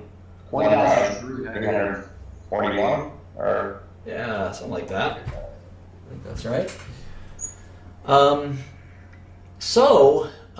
You would actually have $1,331 in 2019 versus $1,000 in 2019. So the ability to invest the money and earn a return is why $1 today is worth more than $1 tomorrow. But how much more? And why did we pick 10% here? Why not 20% or 3% or 1%? I mean, it depends on the kind of return you get. And what about negative percentages? There's a such thing as possibility. There's a such thing as deflation, right? So we have to think about all of those things. And this is what finance is all about. We toss and turn about this. We toss and turn about all this stuff. What about risk? What a fantastic point. Danny Argueta, you are a special person. That is the most important thing, in fact, is risk. And we'll talk about that soon. Risk. So we got inflation, opportunity, which is risk. It's not a third thing. Opportunity and risk are the same thing. And we'll talk about that in a minute as well. So this is really it's kind of a very theoretical part of finance, and I love it because it's almost philosophical even. It's almost philosophical. And what's so philosophical and theoretical about it? Well, we know that $1 today is worth more than $1 tomorrow, but Apple has that exact issue. In fact, every stock we're ever going to look at, the concept is $1 today and $1 tomorrow are something to think about. So if Apple makes $18 billion a quarter, that means they make what? $70 billion a year? And if they make $70 billion a year, we can actually discount that and add it up. And we'll talk about that in a second. But keep the Apple example in mind. All right, so now we have the question of how much is $1, how much less or more is $1 worth today than tomorrow? Okay. So like I said, if I told you I was going to give you $5 today, or this year, and I was going to give you $5 next year, and every year thereafter, we obviously, if we summed all these things up, I don't know if you guys know this, sigma means sum, capital sigma in Greek. If we summed all of these from beginning of 2016 to infinity, what would the answer be? it would be infinity. Yeah, it would actually be infinity because we'd have an infinite number of years. And obviously the right to get $5 a year forever is not worth infinity. It is not worth infinity. It is worth less than infinity for sure. So why? Why? Well, let's go year by year. So if I told you I was going to give you $5 right now, you'd say, oh yeah, that sounds like it's worth $5. I trust you, Mark. I think you have $5. What about $5 next year? Well, who knows about next year? You may not know. You may not be able to collect next year. God only knows. And then again, the idea that $5 will be worth $5 next year. It won't be. We know at least there might be some inflation. We know that I'd rather have the $5 today than a year from now because I can invest. I can invest that $5 and maybe make a few percentage return. So $5 is in 2017 is probably worth less than $5 in 2016. It's probably worth less. The $5 in 2018 is worth even less than that of 2017. So let's say it was worth, let's say 3% less. What would that annuity be worth? So let's do this out in Excel. And Excel is great because you can just simply do it the way you see me doing it here. So $5, and we're going to take $5 times 0.97, which is 3% less than before. And we're going to copy and paste all the way down. And you can see that as we get less and less, we approach a value of what? Each year, the value of that $5 approaches 0. It's like an asymptote in calculus, right? And in fact, we can kind of even graph what the $5 per annum. Remember, the face value is $5 every year. It's always going to be $5. In year 2250, you will get $5. But the value. But that $5 is going to be shit. Yeah, exactly. In year 2300, it's not going to be worth much. And so we can actually graph this and sort of see what it looks like. It'll be fun to see that. How do we do that? Let's see. Insert line graph. Here we go. Yeah, here you can see the value of $5. It sort of reaches this asymptote of 0. In math, an asymptote is a line that approaches another number, another line, but never quite touches it. And you can see that by the time it's like 50 years out, it really isn't, the $5 really isn't worth very much. It's worth maybe $1. So if we take the sum of this, equals sum, and we sum all of these numbers, we get $166. $5 a year forever is about $166 today.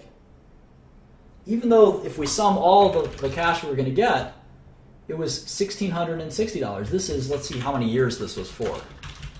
How many years was this contract for?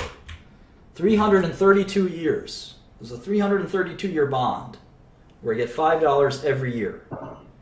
I'm going to collect, by the end of the bond, I'm going to collect $1,660. But today, the bond would trade for $166. Why? We got to think about this. We got to think about it carefully. What if we only discount by and let's add more years to this. Let's go into thousands of years. See what happens if we do that.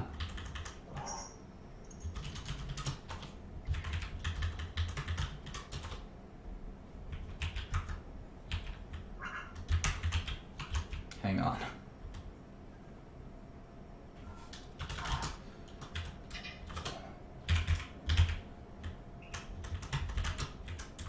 Okay.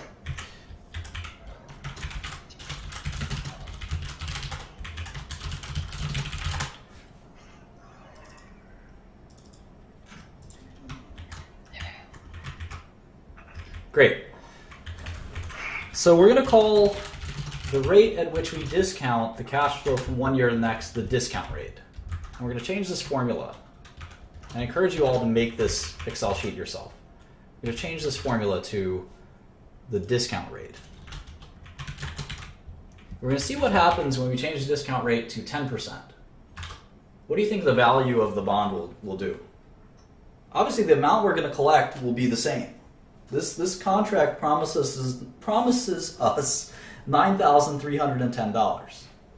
$5 a year for a long time. Let's see how many years we put in this. If we increase the discount rate, what's the value of this contract? It's going to be lower. Yeah, it's going to be lower. Why?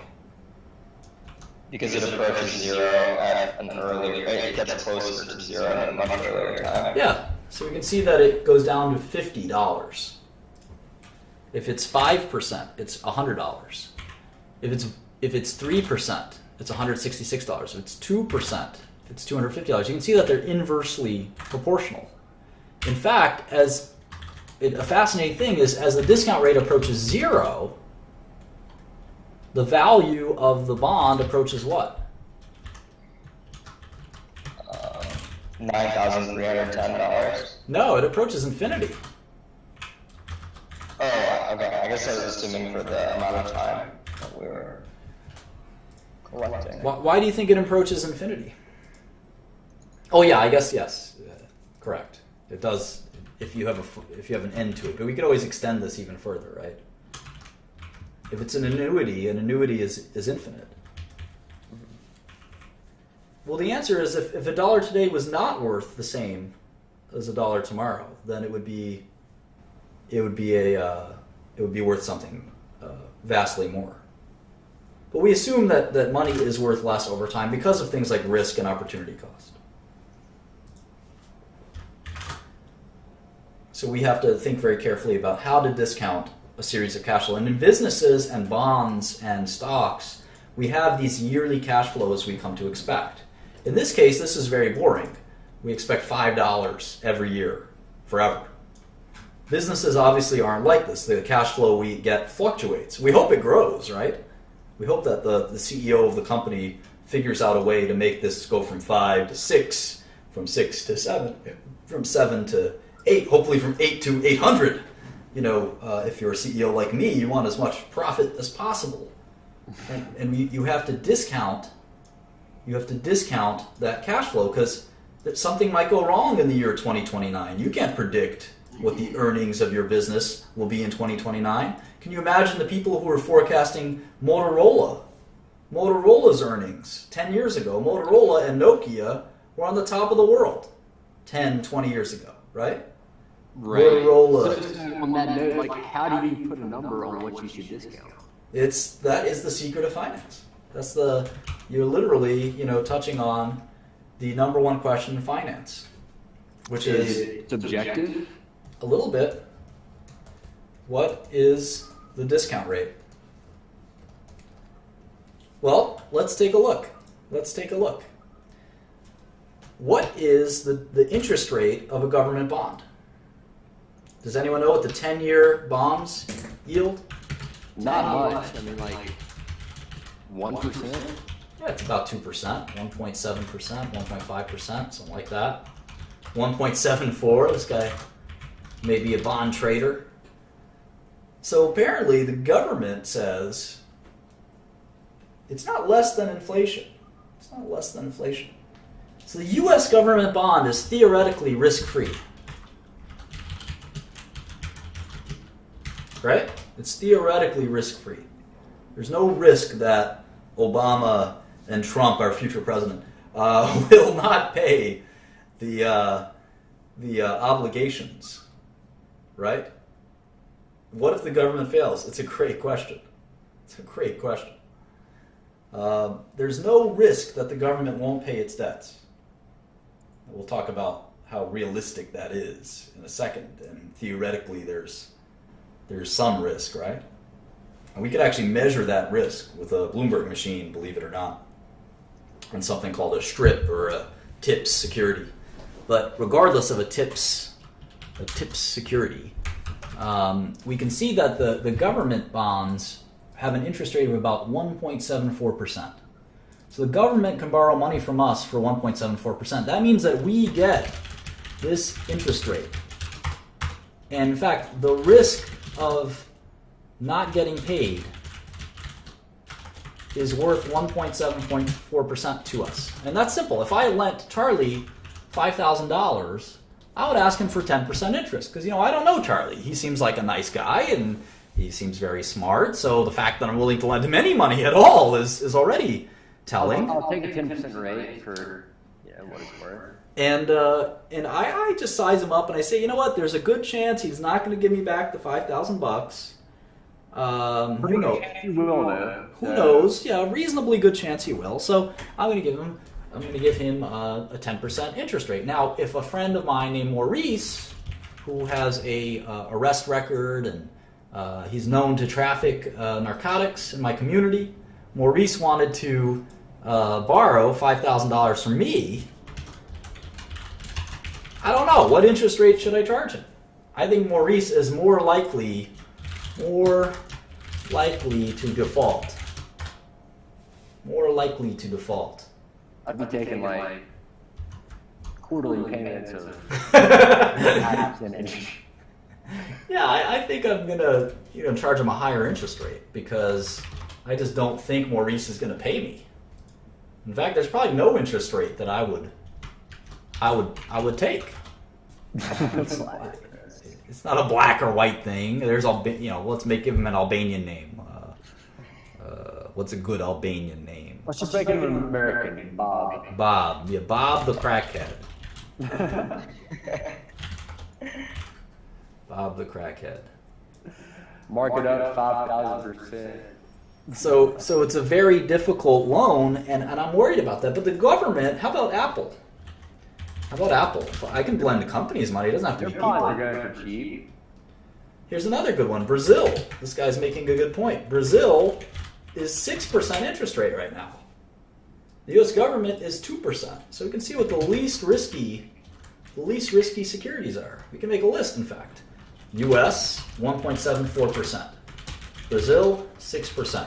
Apple, I think, is borrowing money at 2%. I can look that up with Bloomberg, which I'll log into in a minute. The Bloomberg login. My loan to Charlie is 10%. My loan to Bob is 50%.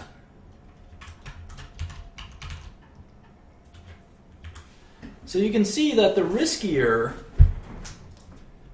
a loan is, or a cash flow is, the less we expect to get paid. The less we can discount it. The riskier a loan is, the more we have to discount it. Does that make sense? Good. It does. So if we have a corporation, remember, these are bonds. These are secured obligations. Bonds are senior to equity. Cash flow from equity is riskier. So when Apple makes $18 billion this year, this is Apple's income statement, we don't know what they're going to make in 2017. It could be 10% more. It could be 10% less. We don't know. We have no idea. Let's look at an athlete. Let's take name an athlete everyone likes. LeBron James, Steph Curry. All right. Kobe would not be a good example because he's retiring. So what is the value of Steph Curry's contract? Let's say he's going to make $10 million a year for 5 years. I don't even know what team he plays for. Golden State Warriors, I think. Yeah. So let's say he's going to make $10 million a year for 5 years. What's the value of his contract? It's $50 million on paper. On paper, you're going to get $50 million in payments. But what about present value? Well, it's a guaranteed contract from a major company. So it's probably not very risky. But even the least risky thing, a government bond, a promise from the U.S. government, it has never broken its promise in how old is this country? 250 years. It has never broken its promise. It is not about to break it soon. That's the most ironclad, at least for bonds, it's never broken its promise. Wars and shit like that breaks it every day, but for bonds, it's never broken its promise. Apple, very creditworthy. Brazil, Charlie, Bob, these are much riskier. So, but Steph Curry is the Golden State Warriors. You gotta discount that big time. No, he's gonna get his money, and remember, his contract says, "Paid If you're discounting, even if injured." You gotta discount Steph Curry. I would say a discount rate of 5% would be appropriate. Okay. So in Excel, what we do here is we actually do something like this. It goes equals NPV, parentheses, 5%, comma, and then we highlight all of these, and we get a number. It's $43,290,000. That is the present value. And why is it $43 million and not $50 million? Can anyone answer that? It's because there's some risk If with the NBA defaults. There's some risk to the NBA defaults. That's a good point. The more likely, Not likely. the more likely scenario is that there's opportunity cost. And it's not like he's not going to collect. He's going to collect 50 million. There's no doubt. The point is, he would rather trade 5 equal installments of 10 million for $44 million or $45 million. And the discount rate, this is a really important concept right here. You guys, this is gold here, what I'm about to tell you. It's a secret. The discount rate should be equal to the risk-free rate, which is usually just projected inflation, or the U.S. government bonds, U.S. Treasury bonds, plus the risk premium.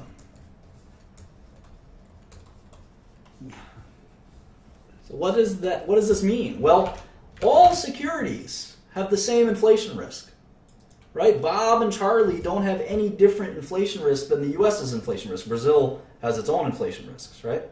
But there's some risk amount that we're going to assign to everyone, right? Like the U.S. is 1.7%. Then we have to add a little bit more risk. So in the case of Steph Curry, we're going to say, all right, well, government bonds are 1.7%, so it has to be more than that. So it's going to be some percentage more than that. And it's going to equal some percentage. And we've decided arbitrarily, right? Arbitrarily that the 1.7%, we're going to add 3.3% to equal 5%. And this is the inflation risk in essence. The inflation risk. And this is the opportunity risk. Opportunity cost. And this is a very theoretical concept. And part of it is based on how well Steph Curry can invest this money. If he can't invest it very well, then we just have to think about, or we're going to assume he can't invest it at all. We're going to assume that it's some risk like the risk-free risk, plus this crazy risk that perhaps the NBA defaults or that Golden State tries to get him out of his contract or something like that. And if we use that, we can actually put in, refer to the discount rate here, down here, and we see that it's a lot closer to the 50 million. The only way it's worth 50 million is if the discount rate is 0. And it can't be 0 because there's some risk of default. There always is. There always is. Unless you have the money in your hands. And there's a lot of money to be made. This is a good question. Which would never happen because the risk is irrelevant. A lot of fortunes are made. A lot of fortunes are made and lost. In fact, I would say most fortunes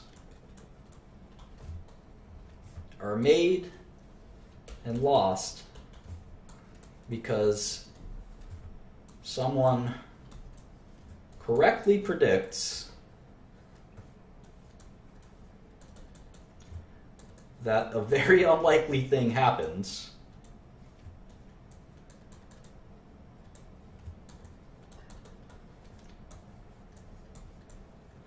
or doesn't happen.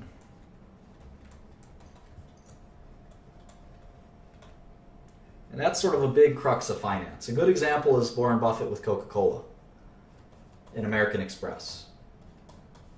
And many of other Buffett stocks, he paid a large price for. They did not seem to be cheap stocks when he bought them. They traded at 20 times, 30 times earnings. But he correctly predicted, and you could have bought other stocks for 15 times earnings. But unlike these stocks, he correctly predicted that they were not default, they would not be risk to these assets. They were too protected by their brands and things like that. He called them moats. That 20, 30 years from now, Coca-Cola would still be selling more Coke than they did the year before, American Express, etc., etc. And then the opposite is always true. a lot of people value a company for 15 times earnings. They say, well, there's not much risk that those earnings don't happen. And they're wrong. Sometimes things happen to earnings. A good example is a company like Best Buy or Valiant or other companies where earnings look really good and then all of a sudden they look really bad. And you're left having paid a price that reflects that the earnings are going to be really good forever. So I hope we learned a little bit about finance today. There's a lot to digest in this whole risk and sort of analyzing a dollar today and a dollar tomorrow. All these things will take a lifetime to learn. I think I explained them briefly. I introduced you to the concept. When we do this again, we're going to actually use Blockbuster Video, a good example. Blockbuster Video. Even Netflix, who knows? Is Netflix tomorrow's Blockbuster? Doesn't seem like it today. Back then, you would have never thought Blockbuster would have gone bankrupt. All of these things come and go, and the price we pay for things is very important because it implies a discount rate. And we'll learn all about these things. Next lesson, we might do it in terms of formulas. This is the present value of an annuity happens in this formula. We can also do something like this. Or there's different formulas we can use. And eventually we're going to work our way up to something called a discounted cash flow or a discounted dividend model, which we basically did with Steph Curry. It's a more technical version of Steph Curry's present value that we calculate. And remember, in Excel, you could just do equals, NPV, discount rate, and then cash flow series. That's how you do it in Microsoft Excel. I don't know how to do it in any other application like Google or whatever. So again, you're going to spend a lifetime thinking about the way to discount cash flows. That is the essence of business, finance, and investing. I can't teach it to you in one lesson because it's going to be a lifetime of experience and learning. And that's what, in essence, all of investing is all about, is what is the risk to your cash flow. But we can go back to public companies like Apple and do some more forecasting and see kind of what likely is going to happen to investments in public companies and private. We can do some private stuff too, and we can try to discount and use examples and things like that. So I hope this is valuable for everyone. If anyone has any questions, I'll open it up for the next sort of 5 or 10 minutes, and then we'll try to close by 10, and then I'll stick around and do some stuff after 10 as well, but the stream will end at 10 sharp, so anyone can join in. I'm going to get a soda, so the mods can... That was a great, really good, I guess, fundamental explanation of cash flow, so I appreciate it. Good stuff. Yeah, thanks Sure. a lot, Martin. This is very informative. Feel free to dial in some people so we can get some questions while I go get my soda.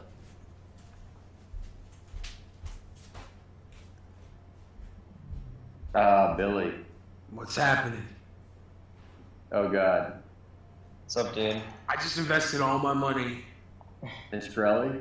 No, he was saying how what's his dick did Coca-Cola 30 years and was like it's gonna grow for 30 years, and I was like that's awesome because who would have thought Coca-Cola would grow that much? And I did the exact same thing in hold on. Oh, Little Debbie snack cakes. I think they're gonna grow exponentially every year. Okay. So I put $40,000 in Little Debbie snack cakes. I think this is good for me. I'm excited. If anyone would know his snacks, it'd be Billy the Fridge. Anyone else? Little Debbie's it's a good name brand. I commend Billy the Fridge's investment. The Billy the Fridge snack cakes. Starbucks. We talk about Starbucks a lot. We did a discounted cash flow for Starbucks recently. Martin, I see that you're big on finding the companies that are high PE that are still cheap. So is there a reason that you're attracted to these? I mean, the lower PE, the better. Less I have to pay to buy a company. It seems like you're it seems like you're interested in the ones that are high PE, but still are cheap. Yeah, I mean, so I think working at a Tiger Cub, all Tiger Cubs have this view that it's not about PE. It's just about what's the present value, and high growth companies definitely. It's young Shkreli in the building. Dun dun dun dun. Unbelievable. High quality companies often have high PEs, and that's why they have moats that protect them. Yeah. You know, Coca-Cola is always traded at a high PE, but it's always going to have its moat. Is Coca-Cola will be here 30, 40 years from now? I mean, you can bet your bottom dollar. In a world where there's very few certainties in this world, right? We don't know what the biggest computer maker is going to be in 20 years. We don't know what the biggest social network is going to be in 5 years. But we know Coke's going to be here. We know American Express is going to be here, most likely. We'll see. PayPal's coming around the corner. And we know there are some things that we can rely on as brands, right? Toothpaste. There's no technology that's going to change toothpaste in the next 20, 30 years. So we can value. It doesn't mean you always buy Coca-Cola or Procter & Gamble. It means that if there's a discount to those stocks because of some crazy thing that's happening in the world, you can take advantage of that discount. So IBM is a good example. IBM is trading at like 8 times earnings, and Buffett loves it. I don't know anything about tech, but if there was a 3% discount rate that went to an 8% discount rate for Procter & Gamble, I'd buy Procter & Gamble. And all of these things are pretty complicated. We'll get into it more and more and more. Reese? So I pretty much understood everything except for at the very end I was a little confused. So is the discount rate like the number that shows like an asset's value after you calculate the risk involved, or? Discount rate is how much you discount 1 year's cash flow from 1 year to the next. It's like I said, discounts should Actually, the present value of future cash flow. Yeah. Ish. Discount. Is that young Shkreli? Yes, of course. In the flesh. Hilarious.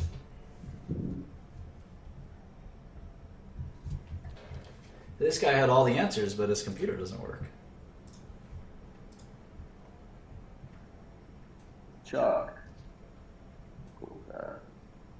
Hey, ¿Qué pasa? talk to you guys. How's it going, Chuck? I'm doing really good. How are you guys? Great. A little nervous. Nah. Yeah. Just a bunch of kids in here. Mr. Shkreli himself. Ah. Good to talk to you. What's up? The reason I jumped in is it's a little off topic, but there's a story going around it. You got killed by in a drive-by. Turns out I'm still here. Crazy story. Oh, hey, Martin. Hi. Great presentation. I'm a fellow Zicklin graduate. And that was really great. I wanted to take it a little off topic and talk about like the macroeconomics. No. And the picture that we have down. Are you willing to talk about that? What gives you the right to take my show and put it in a different direction? We have 13 minutes left to questions. Hi, Martin. Hi. Hi, I have a question. Right now, for the biopharm market in America, for you, what is your discount rate right now? Oh, that is a good question. Good question. Yeah. So drugs have very low discount rates typically.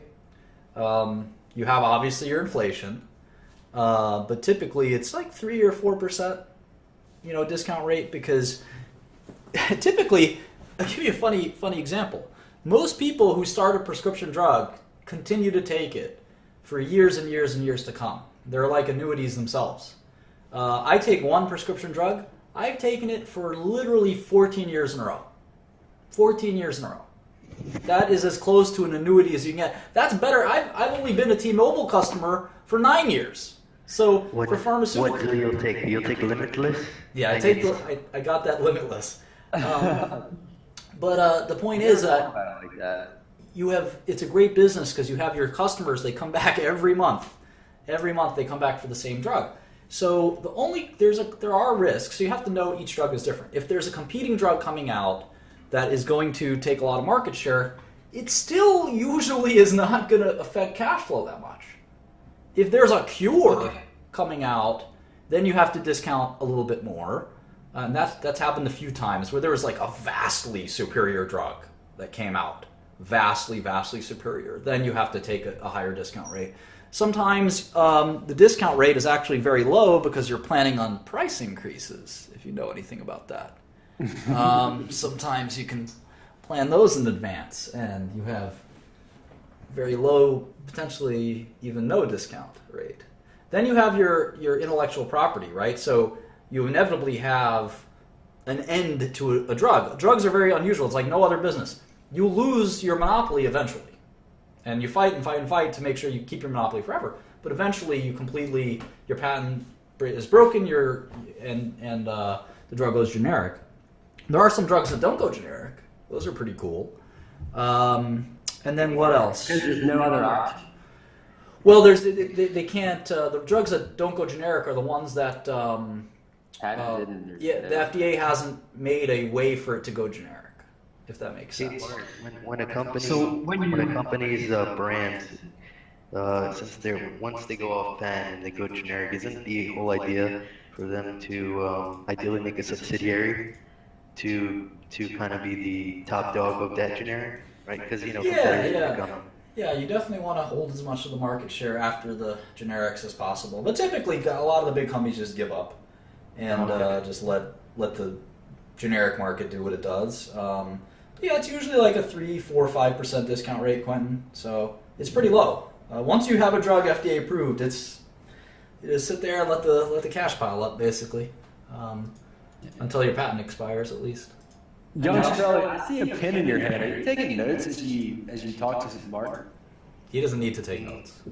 Nah, no. Who is this guy? He's the boss. Hello. So this might be for your next class, but I have a question about like dividends and pricing in stock. Is that a fair question, or would you prefer that? I mean, obviously, we didn't cover any of that material in this session. It sounds like you know a lot. You know a lot about finance. Are you a finance student, or? I'm an econ major. Yeah, I mean, you knew a lot of I saw you typing a lot of the comments. You were spot on. We will talk about dividends and kind of theoretically, if a company doesn't pay any dividends ever, is it worth anything? That's something that is a pretty good theoretical question. A lot of the books would say no. Clearly, real life suggests otherwise. Yeah. And so we got to think about that. Dividends versus retaining cash versus buybacks. A lot of it's based on taxes. There's a lot of things that we got to talk about. But no, great to have you, and I hope you join us for future shows. Yeah. I just have a quick question. Do you know how to change like your name through Blab? Why I look like Blab technical support? You motherfucker, you need books? Here's one good book for you, motherfucker. I want to first thank Martin. I think it's really generous of you. Can you not hear me? It's just very noisy. Okay. Things like current events. Too noisy, dude. Drive everyone crazy. Oh, again? Yeah. No!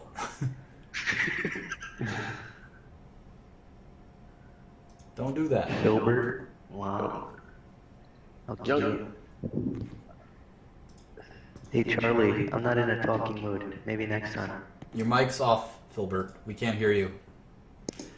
You talking to me, Shkreli? Yeah, I seem like you want my dick, bitch. I'm just curious to know, like, about you. I thought you were like a joke until I started hearing you ask good questions. I'm a real ass nigga. Don't worry about it. Hi, Hunter. Hi, Hunter. When's the next finance class?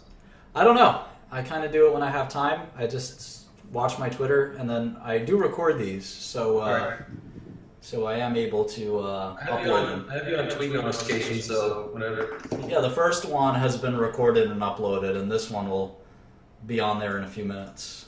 Right. Thugs have feelings too, according to Akil. They did. So we'll start trolling and going crazy in about 7 minutes, don't worry. I was really afraid to stand by. Your mic is off too. Why is like 60% of people's microphones off today? I don't understand. No, I'm not going to 1 second you. You 1 second for me. Just hold on 1 second. Solid. It's not a bad thing. Okay. I was wondering if things like which presidential candidate is going to win, or like Syrian refugee crisis, does that affect like rate or Sure. risk? Sure. Yeah, I think Democrats would give cash flows across the world a higher discount rate. Republicans would give them less. I mean, taxes and other things like that would shift dramatically. Over extremely long periods of time, I don't think it matters much, but political stability, hugely important in forecasting cash flows. Venezuela, Argentina, I mean, half these countries have a new currency every 5-10 years. You know, Ukraine, could you imagine having Ukrainian cash flow? All right. All messed up here on Blab.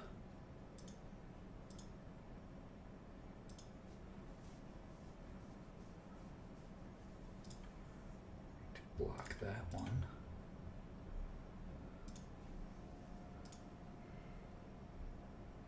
Yeah, government geopolitical risk, I think we call it geopolitical risk. Okay. Hey, Martin, so you mentioned in the presentation that U.S. government bond has zero risk, and I mentioned that that's absolutely not true. But it got me thinking, I mean, it's a little abstract, but does zero exist? Does zero risk exist? Like, can that even... We'll have multiple lessons on that. I've spent my whole life thinking about this concept, and I think there is an answer to it. I don't want to share it right now, just because it's too complicated and sort of mystical even. It's almost like a religion to me. I don't know that zero risk exists, but I don't think that's the question one has to ask. I think risk to cash flow is less about perceived risk and it's about actual risk. So if something doesn't default, did you ever risk anything? I mean, discount rates are really kind of very theoretical in a sense, right? I mean, if a bond is paying you $100 a year and you say, my bond to Maurice, the street guy, versus my bond to Charlie, the business owner, well, what happens if Maurice does pay you? Then it doesn't make a difference, right? You might think you risked something, but if you got the money, it wasn't technically a risk, and we'll talk about that in the future.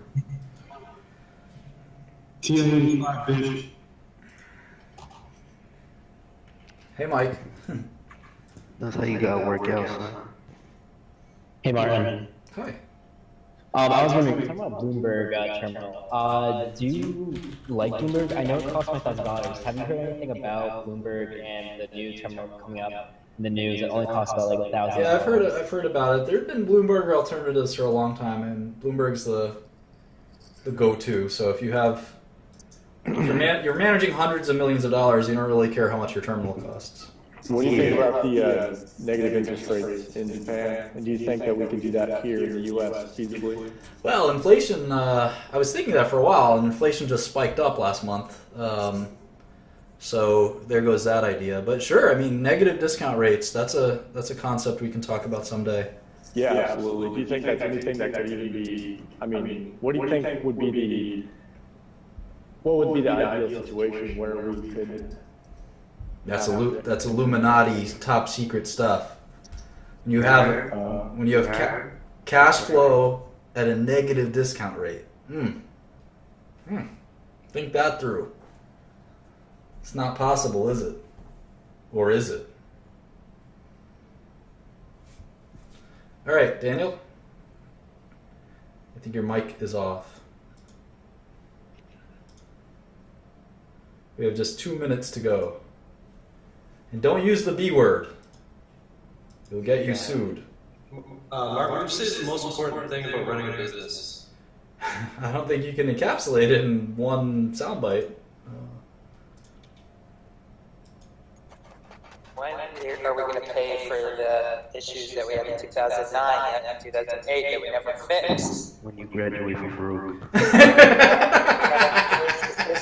You're done. You're done. You're done.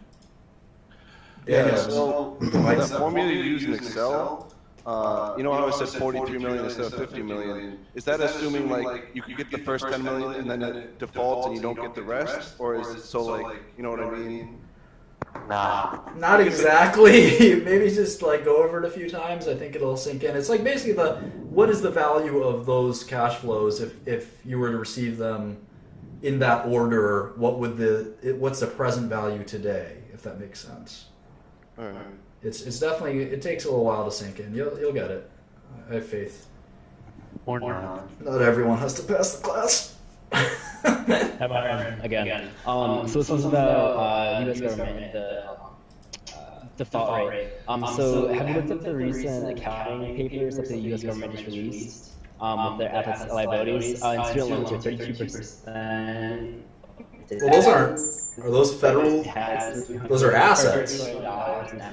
Oh, I see what you're saying. Over like $17 billion or $17 trillion in liabilities. How would you count large difference? I'm not a macro analyst. There's certainly a possibility that the government defaults. I don't think it's likely, but yeah, it's a good question.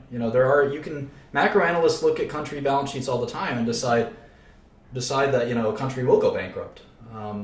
People did it in Greece and Ukraine and made a fortune. So you can certainly, Japan is another example. You can certainly look at countries and decide they'll go bankrupt and bet against them. Anyway, thanks so much, everyone. 2 hours is up. I really appreciate you joining in, and we'll see you next time.